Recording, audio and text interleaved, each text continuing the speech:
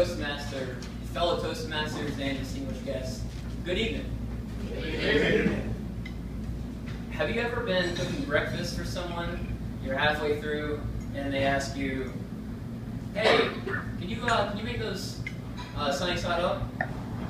You turn and you look at them, and at this point, you've already cracked the eggs. You've already started stirring.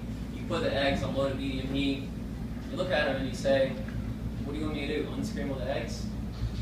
Well, Toastmasters, I'm going to give you a little bit of advice. In case you haven't tried, you actually cannot unscramble scrambled eggs. You just can't. So don't even waste your time trying to do it. Tonight I want to talk to you about moving on with your life. Look forward and try not to look back and try to fix things in your past. Keep looking ahead and don't waste time looking back. Instead of trying to unscramble the scrambled eggs, instead just throw a little cheese in there and make the egg a little better, right? So then you can pass it on to that guy. I used to hear people say, look forward and never move on and don't ever look back. And I used to question them saying that. I would question them saying, well, shouldn't you look back and learn from your past experiences? And yes, you should always look back and learn from your past experiences and from your mistakes. But don't look back too long. Learn from it and move on. Think of as driving a car. Which way do you look when you're driving a car? You look forward, right? You keep your eyes looking forward. Now, you do have mirrors that give you some information about what's behind you, but if you focus on looking at those mirrors for a little bit too long and you spend a little bit too much time looking in the mirror, all you're doing is setting yourself up for an accident or for failure. You should learn from your past, not live in your past. You're wasting time looking back in the future when you could be spending time bettering yourself. You're wasting time looking at the past when you could be bettering yourself in the future. We have limited time on this earth. Every second, every minute, every hour, and every day that you spend looking back is time that you should spend looking forward. Think of it this way: even if you fall on your face, you're still moving forward, right? Have you ever heard someone say it just has a way of working out? Well, when they say that, you really have to have faith that happens. You can't allow yourself to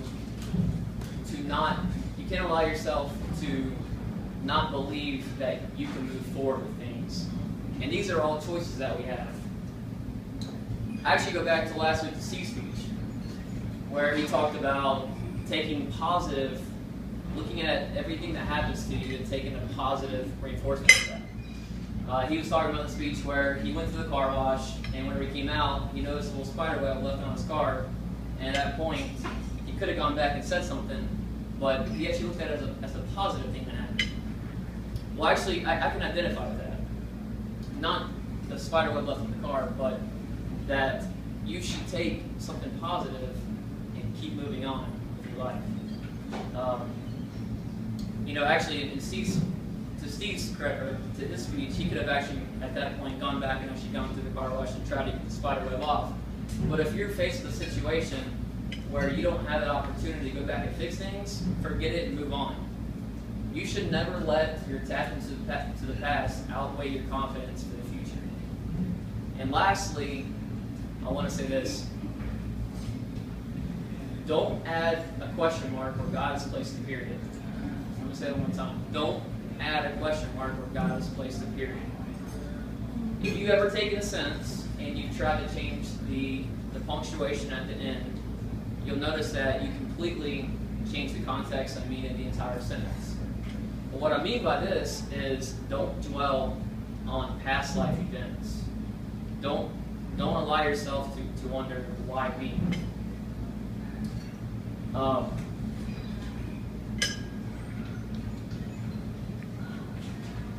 When that happens, what God has done is already placed a period on what's happened. And so what he's saying is that the chapter's closed and that you need to move on. Don't try to replace that question mark, or don't try to replace the period with a question mark. I'll give you an example. About 10 years ago when I was heading off to college, my mom met a guy, and they really hit it off for about 2 years, and then they decided to get married. And about 2 years into the marriage, his name was Gil. Gil started showing up late on random nights at home, and would even come home and not even talk to my mom for days or even weeks at a time. Well, needless to say, they got divorced. My mom was left wondering why, and questioning herself and wondering why. No one was there to answer the question. Gil was certainly out of her life. He was gone. No one in her family really knew him well enough to really give her a good answer. And so you could see for about a year a downward spiral where she could not accept the period, and she kept hanging on to the question mark. She couldn't move on. Well, that lasted about a year, and you could see where she went from disappointment to discouragement to depression, where at that point you start to lose all hope. And it's really tough to move on at that point. Well, about a year later, you could really see that she started to accept that period, and she got her life back on track, and she's in a lot better place now.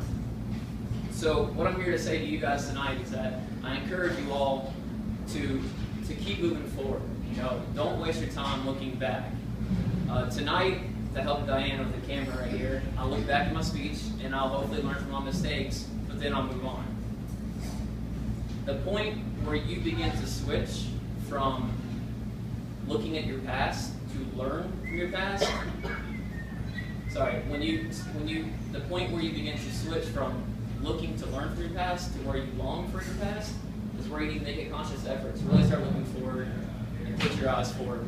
You can't undo what's already been done. You can't unscramble scrambled eggs.